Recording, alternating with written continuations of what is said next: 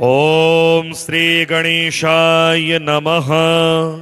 अथ श्री गणपत्यथर्वशीर्षम्। हरि ओम नमस्ते गणपतये।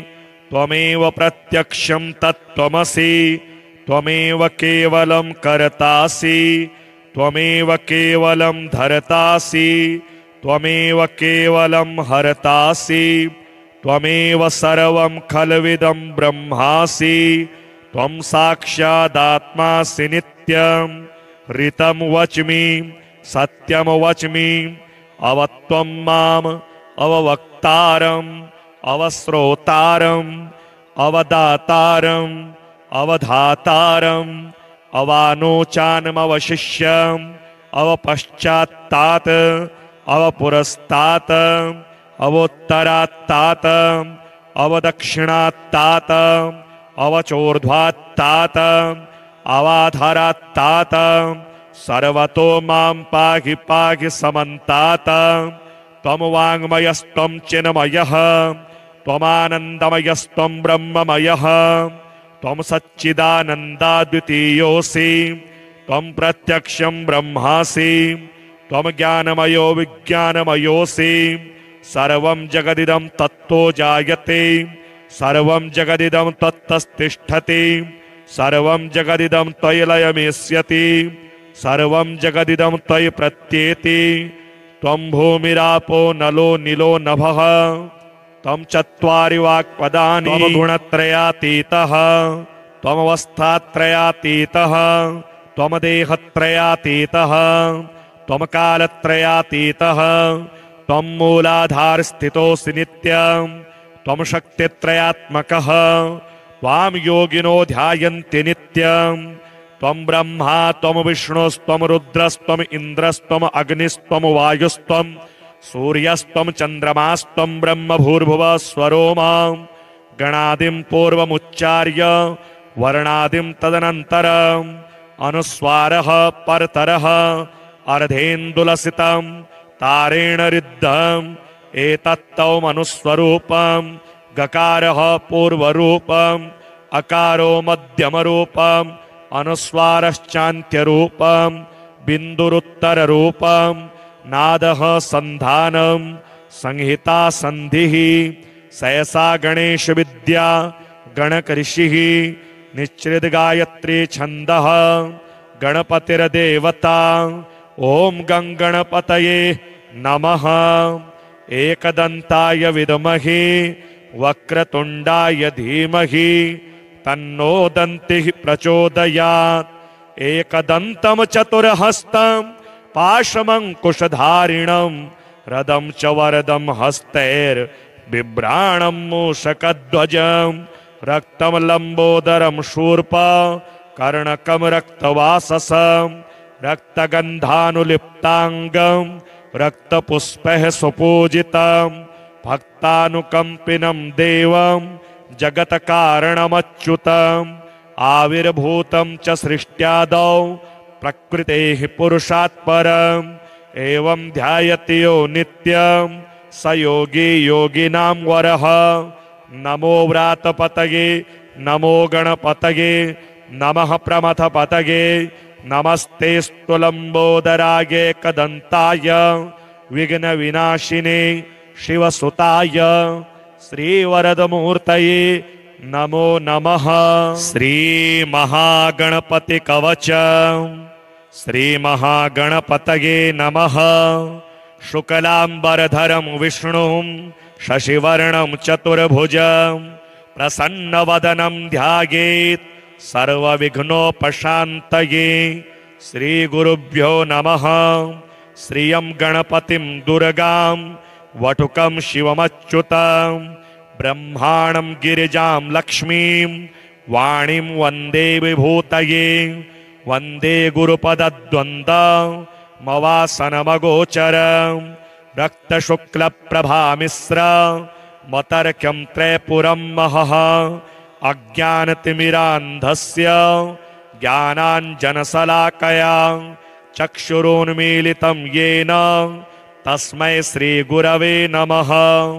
अस्मत् श्री गुरुपादुकाभ्यो नमः। श्री शिवाय नमः। ओम वागीशाद्याः सुमनसः सर्वार्थानुपक्रमे यं नत्वा कृतकृत्याः शुस्तं नमामि गजाननम्। अगजानन पदमार्कं गजानन महर्निशम् अनेकदन्तं भक्तानां एकदन्तमुपास्महे। अचिन्त्याव्यक्तरूपाय निर्गुणाय गुणात्मने समस्त जगदाधार मूर्तये ब्रह्मणे नमः। गुरुर्ब्रह्मा गुरुर्विष्णुर् गुरुरुद्रो महेश्वरः गुरुः सदाशिवः सर्वस्तस्मै श्री गुरवे नमः। गुरवे सर्वलोकानां भिषजे भवरोगिणां निधये सर्वविद्यानां दक्षिणामूर्तये नमः। यं ब्रह्म वेदान्तविदो वदन्ति परं प्रधानं पुरुषं तथान्ये विश्वोद्गतेः कारणमीश्वरमुवा तस्मै नमो विघ्नविनायकाय। उमासुतं देववरप्रसादं हरस्य पुत्रं गणवृन्दसेव्यं सुरासुराणां परमं पवित्रं विनायकं शूरमहं प्रपद्ये। श्रीपार्वत्युवाच ओं मन्नाथ जगतां नाथ मम प्रेरणकारण गणेशस्य तु यन्मन्त्रं श्रुतं देवमहेश्वरम् इदानीं श्रोतुमिच्छामि कवचं तस्य दुर्लभं तद्वदस्य दया सिन्धो कृपया मम शङ्कर। श्री ईश्वर उवाच शृणुदेवी महाभागे गणेश कवचं परं यद्धृत्वा पठनात् सद्यो विघ्ननाशो भविष्यति। विष्णुना कथितं पुण्यं कवचं ब्रह्मणे मुदा पठित्वा कृतवान् सृष्टि मेकभावः पितामहः। कवचस्यास्य देवस्य ऋषिर्देवो महेश्वरः छन्दो विराट देवता च गणेशो विघ्ननायकः। धर्मार्थकाममोक्ष्यार्थे विनियोगः प्रकीर्तितः। श्रीमहागणपतये नमः। ओमस्य श्रीमहागणपतिकवचस्तोत्रमहामन्त्रस्य श्रीमहेश्वर ऋषिः विराट छन्दः श्रीमहागणपतिर्देवता श्रीमहागणपतिप्रसाद सिद्ध्यर्थे धर्मार्थकाममोक्ष चतुर्विध फलस्पुरुषार्थ सिद्ध्यर्थे जपे विनियोगः। ओम गं पातु मस्तकं देवो गणनाथो महाबलः एकाक्षरो महामन्त्रो सर्वदेव नमस्कृतः। ओम श्रीं ह्रीं क्लीं मे च वन्दनं ग्लौं गं गणपतये हृदयं वरद वरद मे नाभिदेशं सर्वजनं मे वशमानय। वसुबीजाक्षरो मन्त्रो वह्निजायात्मकस्तथा सर्वाङ्गं मे सदा पातु सर्वदेव सुपूजितः। ह्रीं विरितिरिगणपति चैवावर वर वरद सर्वलोकं तथा पातु मूलाधारनियतं मे वशमानय स्वाहा। षड्विंशत्यक्षरो मन्त्रो शीघ्रकालफलपदः पातु मां परितो देवः सर्वधर्म समावृतः। ह्रीं गं ह्रीमं सर्वटङ्गं पातु श्री महागणपतये वह्निजायात्मको मन्त्रो द्वादशाक्षर संयुतः। राजद्वारे जले मध्ये शून्ये गेहे श्मशानके महागणपतिः पातु सर्वशत्रुनिबर्हणः। ह्रीं गं श्रीं वशमानय द्वयेन समाद्यतः। दशाक्षरो महामन्त्रो सर्वकार्येषु रक्ष्यतु। गं क्षिप्रप्रसादनाय नमोऽन्तश्च महामनुः। दशाक्षरो मन्त्रराजो दश दिक्षु सदावतु। ॐ वक्रतुण्डाय नमः पातु मां दुर्गमेषु च। ॐ वक्रतुण्डाय हुं च पातु मे नृहमेधयोः। ॐ ग्रं नमः पातु नित्यं देववर्णात्मको मनुः। सर्वकार्येषु सर्वत्र पातु मां पार्वतीसुतः। इति ते कथितं भद्रे कवचं परमाद्भुतं पठित्वा धारयित्वा च सर्वमाशु समालभेत् सकृद्वायस्तु पठति कवचं देवदुर्लभम् सर्वसिद्धियुतो भूत्वा देवतुल्यो भवेन्नरः ब्रह्मास्त्रादीनि चास्त्राणि तद्गात्रं प्राप्य पार्वती माल्यानि चम्पकान्येव भविष्यन्ति न संशयः रामोऽपि कवचं धृत्वा जघानाशु निशाचरान् धृत्वा तु कवचं लोके कुबेरोऽपि धनेश्वरः इन्द्रोमरावतीं लब्ध्वा पठनात् कवचस्य तु देवनामाधिपत्यं वै तथा वापो महेश्वरी सृष्टिं वितनुते ब्रह्मा स्थितिं वितनुते हरिः संहारं तनुते रुद्रो यहमेव न संशयः भजेद्विलरूपं कवचं धारयेद्भक्तितः परं यं यं चिन्तयते लोके तं तं प्राप्नोति सर्वदा गन्धर्वो गायते धीरः सर्वलोकवशङ्करः कामतुल्योऽपि नारीणां योगे योगपतिर्यथा न देयं परशिष्येभ्यो देयं शिष्येभ्येव च अप्रशिष्याय दुष्टाय कृतघ्नाय दुरात्मने भक्तिश्रद्धाविहीनाय परनिन्दापराय च यो ददाति निषिद्धेभ्यो कवचं परमाद्भुतं तस्य नश्यन्ति देवेशि पुत्रायुः कीर्तिसम्पदः शिष्याय भक्तियुक्ताय गुरुभक्तिरताय च शान्ताय विष्णुभक्ताय शिवपूजापराय च देव्यर्चनपरायास्मै स्वजनाय महात्मने ददाति चेद्यत कवचं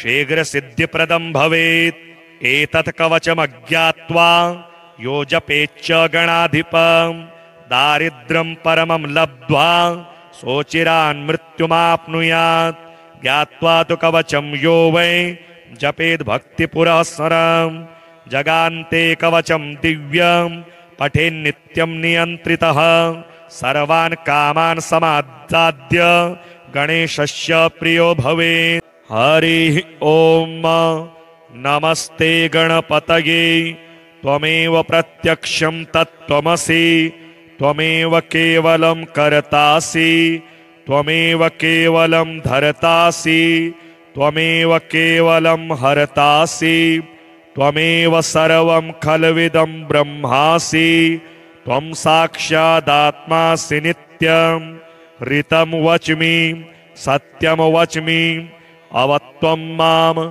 अववक्तारम् अवश्रोतारम् अवदातारम् अवधातारम् अवानोचानमवशिष्यम् अवपश्चात्तात् अवपुरस्तात् अवोत्तरात्तात् अवदक्षिणात्तात् अवचोर्ध्वात्तात् अवाधरात्तात् सर्वतो मां पाहि पाहि समन्तात् त्वं वाङ्मयस्त्वं चिन्मयः त्वमानन्दमयस्त्वं ब्रह्ममयः त्वं सच्चिदानन्दाद्वितीयोऽसि त्वं प्रत्यक्षं ब्रह्मासि त्वं ज्ञानमयो विज्ञानमयोऽसि सर्वं जगदिदं तत्तो जायते सर्वं जगदिदं तत्तस्तिष्ठति सर्वं जगदिदं त्वयि लयमेष्यति सर्वं जगदिदं त्वयि प्रत्येति त्वं भूमिरापो नलो निलो नभः त्वं चत्वारि वाक्पदानि त्वं गुणत्रयातीतः त्वमवस्थात्रयातीतः त्वं देहत्रयातीतः त्वं कालत्रयातीतः त्वं मूलाधारस्थितोऽसि नित्यं त्वं शक्तित्रयात्मकः त्वां योगिनो ध्यायन्ति नित्यं त्वं ब्रह्मा त्वं विष्णुस्त्वं रुद्रस्त्वं इन्द्रस्त्वं अग्निस्त्वं वायुस्त्वं सूर्यस्त्वं चन्द्रमास्त्वं ब्रह्म भूर्भुवः स्वरो मां गणादिं पूर्वमुच्चार्य वर्णादिं तदनन्तरम् अनुस्वारः परतरः अर्धेन्दुलसितं तारेण रिद्धम् एतत्तौमनुस्वरूपं गकारः पूर्वरूपम् अकारो मध्यमरूपम् अनुस्वारश्चान्त्यरूपम् बिन्दुरुत्तररूपम् नादः सन्धानं संहिता सन्धिः सहसा गणेश विद्या गणकऋषिः निश्चित गायत्री छंदः गणपतिर्देवता ओम गंगणपतये नमः। एकदंताय विद्महे वक्रतुंडाय धीमहि तन्नो दन्तिः प्रचोदयात्। एकदन्तं चतुर्हस्तं पाशमंकुशधारिणं रदं च वरदं हस्तैर्बिभ्राणं मूषकध्वजं रक्तं लंबोदरं शूर्प कर्णकं रक्तवाससं रक्तगन्धानुलिप्तांगं रक्तपुष्पैः सुपूजितं भक्तानुकंपिनं देवं जगत्कारणमच्युतम् आविर्भूतं च सृष्ट्यादौ प्रकृतेः पुरुषात् परम् एवं ध्यायति यो नित्यं स योगी योगिनां वरः। नमो व्रातपतये नमो गणपतये नमः प्रमथपतये नमस्ते स्तुलंबोदराय एकदंताय विघ्नविनाशिने शिवसुताय श्रीवरदमूर्तये नमो नमः। श्री महागणपति कवच श्री महागणपतये नमः। शुक्लांबरधरं विष्णुं शशिवर्णं चतुर्भुजं प्रसन्नवदनं ध्यायेत् सर्वविघ्नोपशान्तये। श्रीगुरुभ्यो नमः। श्रियं गणपतिं दुर्गां वटुकं शिवमच्युतं ब्रह्माणं गिरिजां लक्ष्मीं वाणीं वन्दे विभूतये। वन्दे गुरुपदद्वन्द्वमवासनमगोचरं रक्तशुक्लप्रभामिश्र मतर्क्यं त्रैपुरं महः। अज्ञानतिमिरान्धस्य ज्ञानाञ्जनशलाकया चक्षुरुन्मीलितं येन तस्मै श्रीगुरवे नमः। अस्मत्श्रीगुरुपादुकाभ्यो नमः। श्री शिवाय नमः। ओम वागीशाद्याः सुमनसः सर्वार्थानुपक्रमे यं नत्वा कृतकृत्याः शुस्तं नमामि गजाननम्। अगजानन पदमार्कं गजाननमहर्निशम् अनेकदन्तं भक्तानाम् एकदन्तमुपास्महे। अचिन्त्याव्यक्तरूपाय निर्गुणाय गुणात्मने समस्तजगदाधार मूर्तये ब्रह्मणे नमः। गुरुर्ब्रह्मा गुरुर्विष्णुर् गुरुरुद्रो महेश्वरः गुरुः सदाशिवः सर्वस्तस्मै श्रीगुरवे नमः। गुरवे सर्वलोकानां भिषजे भवरोगिणां निधये सर्वविद्यानां दक्षिणामूर्तये नमः। यं ब्रह्मवेदान्तविदो वदन्ति परं प्रधानं पुरुषं तथान्ये विश्वोद्गतेः कारणमीश्वरमुवा तस्मै नमो विघ्नविनायकाय। उमासुतं देववरप्रसादं हरस्य पुत्रं गणवृन्दसेव्यं सुरासुराणां परमं पवित्रं विनायकं शूरमहं प्रपद्ये। श्रीपार्वत्युवाच ओं मन्नाथ जगतां नाथ मम प्रेरणकारण गणेशस्य तु यन्मन्त्रं श्रुतं देवमहेश्वरम् इदानीं श्रोतुमिच्छामि कवचं तस्य दुर्लभं तद्वदस्य दया सिन्धो कृपया मम शङ्कर। श्री ईश्वर उवाच शृणुदेवी महाभागे गणेशकवचं परं यद्धृत्वा पठनात् सद्यो विघ्ननाशो भविष्यति। विष्णुना कथितं पुण्यं कवचं ब्रह्मणे मुदा पठित्वा कृतवान् सृष्टिमेकभावः पितामहः।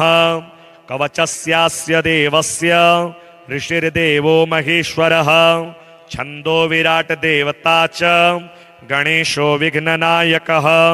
धर्मार्थकाममोक्ष्यार्थे विनियोगः प्रकीर्तितः। श्रीमहागणपतये नमः। ओमस्य श्रीमहागणपतिकवचस्तोत्रमहामन्त्रस्य श्रीमहेश्वर ऋषिः विराट छन्दः श्रीमहागणपतिर्देवता श्रीमहागणपतिप्रसादसिद्ध्यर्थे परमार्थकाममोक्ष चतुर्विधफलस्पुरुषार्थसिद्ध्यर्थे जपे विनियोगः। ॐ गं पातु मस्तकं देवो गणनाथो महाबलः एकाक्षरो महामन्त्रो सर्वदेव नमस्कृतः।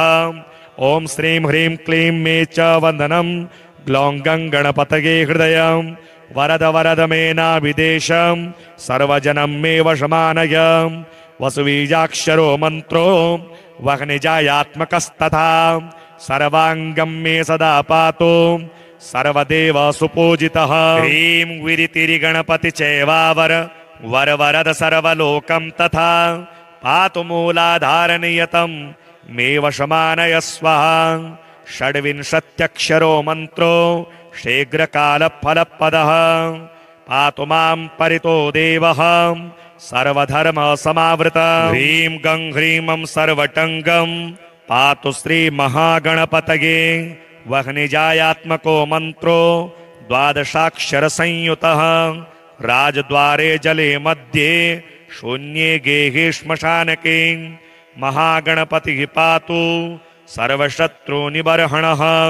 ह्रीं गं श्रीं वशमानय द्वयेन समाद्यतः दशाक्षरो महामन्त्रो सर्वकार्येषु रक्ष्यतु।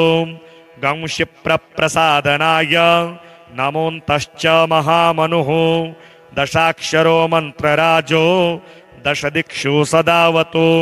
ॐ वक्रतुण्डाय नमः पातु मां दुर्गमेषु च हुं वक्रतुण्डाय हुं च पातु मे नृहमेधयोः। ॐ ग्रं नमः पातु नित्यं देववर्णात्मको मनुः सर्वकार्येषु सर्वत्र पातु मां पार्वतीसुतः। इति ते कथितं भद्रे कवचं परमाद्भुतं पठित्वा धारयित्वा च सर्वमाशु समालभेत्। सकृद्वायस्तु पठति कवचं देवदुर्लभं सर्वसिद्धियुतो भूत्वा देवतुल्यो भवेन्नरः। ब्रह्मास्त्रादीनि चास्त्राणि तद्गात्रं प्राप्य पार्वती माल्यानि चम्पकान्येव भविष्यन्ति न संशयः। रामोऽपि कवचं धृत्वा जघानाशु निशाचरान् धृत्वा तु कवचं लोके कुबेरोऽपि धनेश्वरः। इन्द्रोमरावतीं लब्ध्वा पठनात् कवचस्य तु देवनामाधिपत्यं वै तथा वापो महेश्वरी। सृष्टिं वितनुते ब्रह्मा स्थितिं वितनुते हरिः संहारं तनुते रुद्रो यहमेव न संशयः। भजेद्विलरूपं कवचं धारयेद्भक्तितः परं यं यं चिन्तयते लोके तं तं प्राप्नोति सर्वदा। गन्धर्वो गायते धीरः सर्वलोकवशङ्करः कामतुल्योऽपि नारीणां योगे योगपतिर्यथा। न देयं परशिष्येभ्यो देयं शिष्येभ्येव च अप्रशिष्याय दुष्टाय कृतघ्नाय दुरात्मने भक्तिश्रद्धाविहीनाय परनिन्दापराय च यो ददाति निषिद्धेभ्यो कवचं परमाद्भुतं।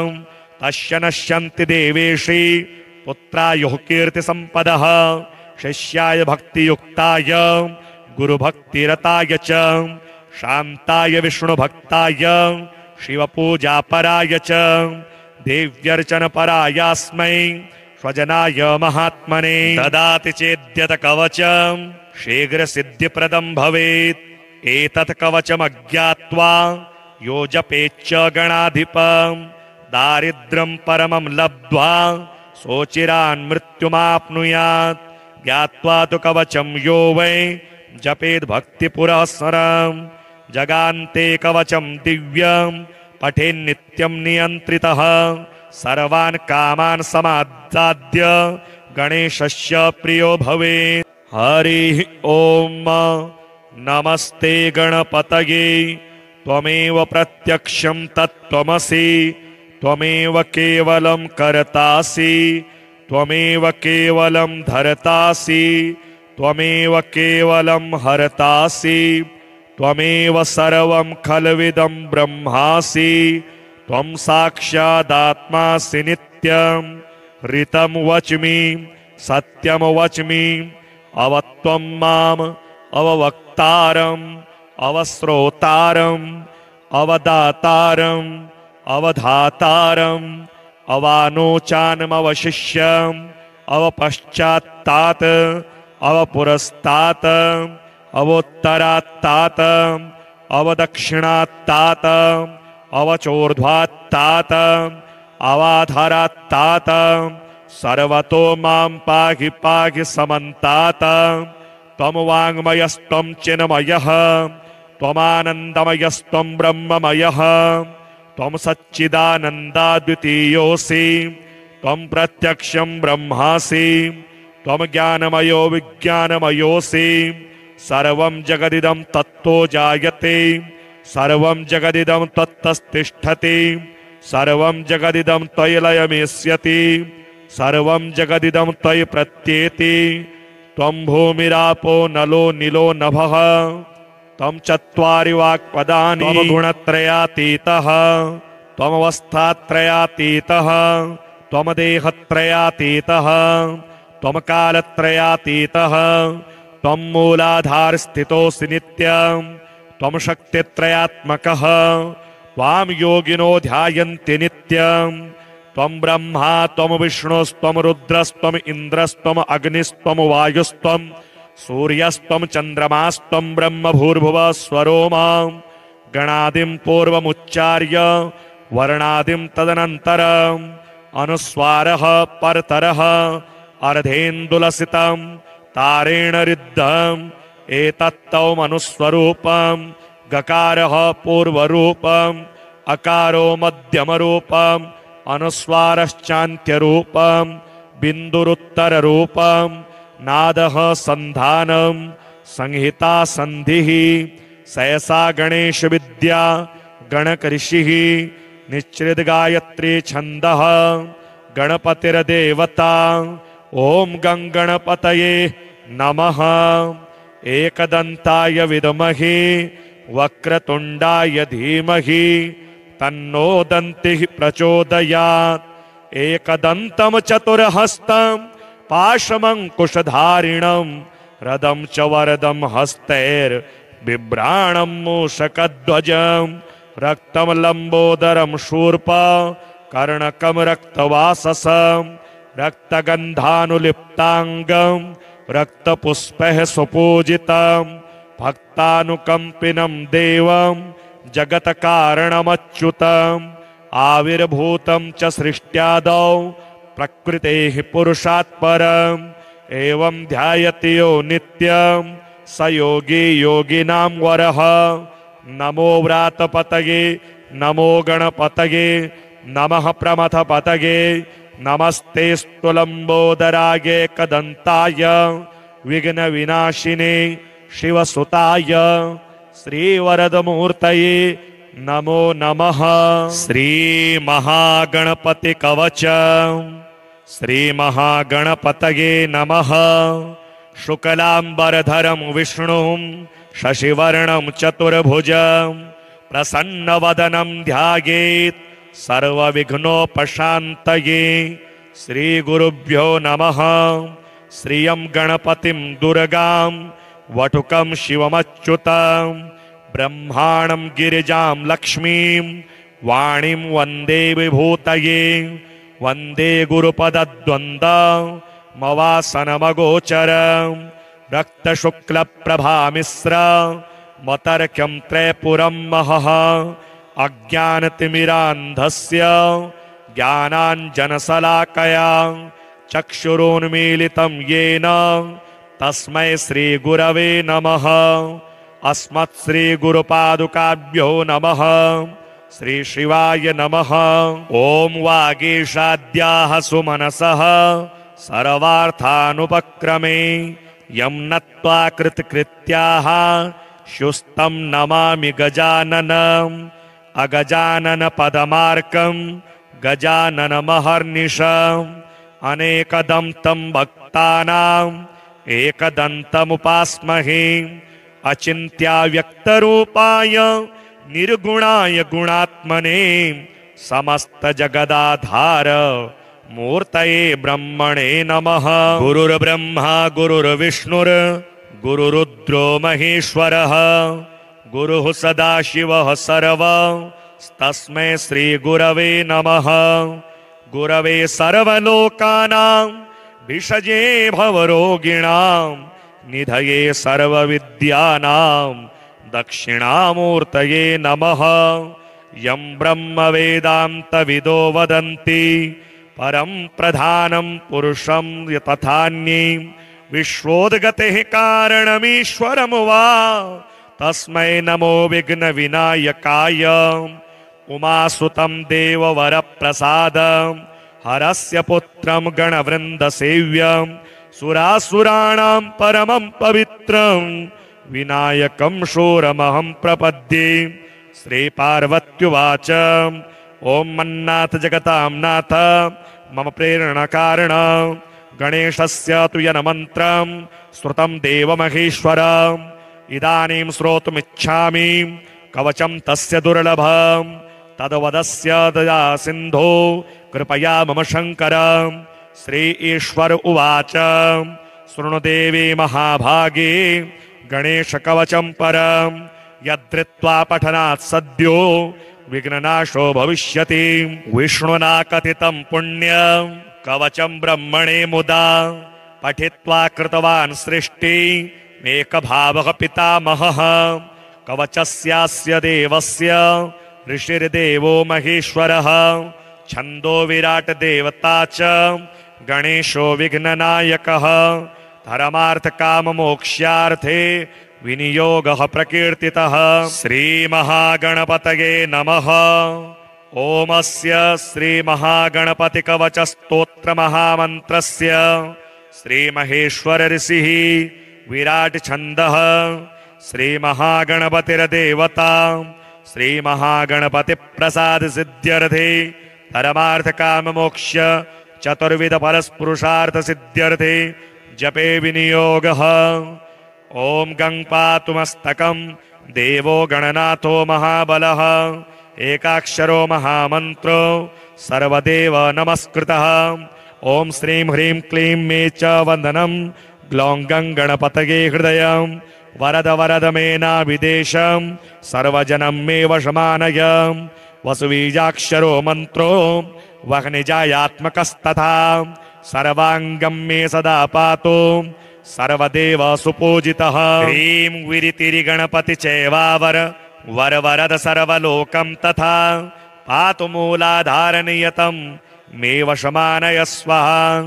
षड्विंशत्यक्षरो मन्त्रो शीघ्रकालफलपदः पातु मां परितो देवः सर्वधर्मसमावृतः। ह्रीं गं ह्रीं सर्वटङ्गं पातु श्रीमहागणपतये वह्निजायात्मको मन्त्रो द्वादशाक्षरसंयुतः।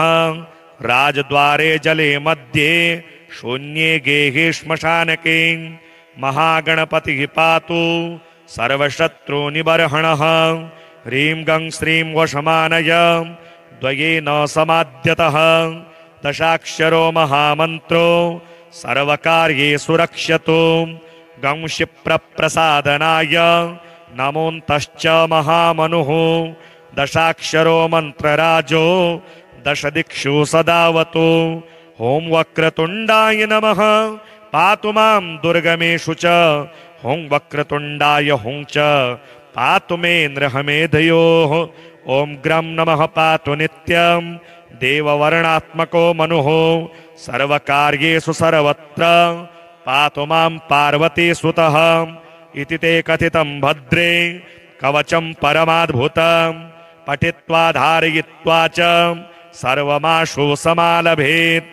सकृद्वायस्तु पठति कवचं देवदुर्लभं सर्वसिद्धियुतो भूत्वा देवतुल्यो भवेन्नरः। ब्रह्मास्त्रादीनि चास्त्राणि तद्गात्रं प्राप्य पार्वती माल्यानि चम्पकान्येव भविष्यन्ति न संशयः। रामोऽपि कवचं धृत्वा जघानाशो निशाचरान् धृत्वा तु कवचं लोके कुबेरोऽपि धनेश्वरः इन्द्रोमरावतीं लब्ध्वा पठनात् कवचस्य तु देवनामाधिपत्यं वै तथा वापो महेश्वरी सृष्टिं वितनुते ब्रह्मा स्थितिं वितनुते हरिः संहारं तनुते रुद्रो यहमेव न संशयः भजेद्विलरूपं कवचं धारयेद्भक्तितः परं यम यम चिन्तयते लोके तम तम प्राप्नोति सर्वदा गन्धर्वो गायते धीरः सर्वलोकवशङ्करः कामतुल्योऽपि नारीणां योगे योगपतिर्यथा न देयं परशिष्येभ्यो देयं शिष्येभ्येव च अप्रशिष्याय दुष्टाय कृतघ्नाय दुरात्मने भक्तिश्रद्धाविहीनाय परनिन्दापराय च यो ददाति निषिद्धेभ्यो कवचं परमाद्भुतं तस्य नश्यन्ति देवेशि पुत्रायुः कीर्तिसम्पदः शिष्याय भक्तियुक्ताय गुरुभक्तिरताय च शान्ताय विष्णुभक्ताय शिवपूजापराय च देव्यर्चनपरायास्मै स्वजनाय महात्मने ददाति चेद्यत कवचं शीघ्रसिद्धिप्रदं भवेत् एतत् कवचमज्ञात्वा यो जपेच्च गणाधिपं दारिद्र्यं परमं लब्ध्वा सोचिरान् मृत्युमाप्नुयात् ज्ञात्वा तु कवचं यो वै जपेद् भक्तिपुरःसरं जगान्ते कवचं दिव्यं पठेन्नित्यं नियन्त्रितः सर्वान् कामान् समादाद्य गणेशस्य प्रियो भवेत्।